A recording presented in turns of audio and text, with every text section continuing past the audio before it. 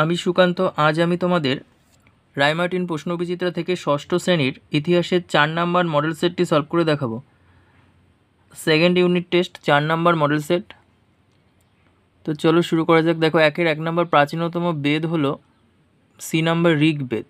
2 নম্বর 10 রাজার যুদ্ধে জয়ী হন বি নম্বর সুদাস। 3 নম্বর দক্ষিণ ভারতের একমাত্র মহাজনপদ ছিল অসমক। 4 নম্বর তৃতীয় বৌদ্ধ সঙ্গীতি অনুষ্ঠিত হয়েছিল বি নম্বর পাটলিপুত্রে। 5 নম্বর আলেকজান্ডারের মৃত্যু হয়েছিল বি নম্বর ব্যাবিলনে।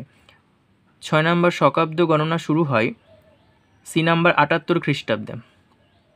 আচ্ছা, এবার 2-1। প্রাচীন ভারতীয় উপমহাদেশের সবথেকে জনপ্রিয় মহাকাব্য হলো রামায়ণ ও মহাভারত। 2 নম্বর বজ্জীদের রাজধানী ছিল বৈশালী। 3 নম্বর জৈন ধর্মে তীর্থঙ্করের সংখ্যা 24। 4 নম্বর ইন্ডিকা গ্রন্থের লেখক হলেন মেগাস্তিনিস। 5 নম্বর কনিষ্কের রাজধানী ছিল পুরুষপুর।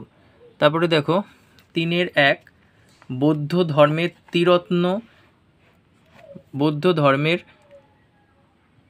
ত্রিরত্ন কী কী? দেখো 93 পেজের 4 নম্বর কোশ্চেন। এই পৃষ্ঠা নাম্বারগুলো সব রায়মার্টিন সহায়িকা বই থেকে দেওয়া হয়েছে। তোমরা তোমাদের কোশ্চেনের পাশে পৃষ্ঠা নাম্বারগুলো লিখে নাও, পড়ার সময় খুবই সুবিধা হবে। দেখো 1 নাম্বার এটা বললাম 93 পেজের 4 নম্বর কোশ্চেন। তারপরে কুষাণ কারা, এটা পেয়ে যাবে পাঠ্য বইয়ের 69 পেজে। তাদের হচ্ছে সেরা রাজা কে? কনিষ্ক। আচ্ছা, তারপর 3 নম্বর অষ্টাঙ্গিক মার্গ কি, এটা 92 পেজের 33 নম্বর কোশ্চেন। 4এরগুলো দেখো টিকা চতুরাশ্রম 69 পেজে পাবে, রায়মার্টিন সহায়িকা বই। মহাভি নিষ্ক্রমণ বলতে কী বোঝো, এটা 91 পেজের 29 নম্বর কোশ্চেন। 3 নম্বর দেখো অর্থশাস্ত্র গ্রন্থটি লেখেনকে? কৌটিল্য। ওই গ্রন্থ থেকে কি জানা যায়, এটা 112 পেজের 7 নম্বর কোশ্চেন। 4 নম্বর গঙ্গারিদাই সম্বন্ধে কী জানো, এটা 116 পেজের 26 নম্বর কোশ্চেন। আচ্ছা, 5-এর 1, 2, 3 প্রত্যেকটার পৃষ্ঠা নাম্বার দেওয়া আছে পাশে। দেখো 1 নম্বর 90 পেজের 18 নম্বর কোশ্চেন।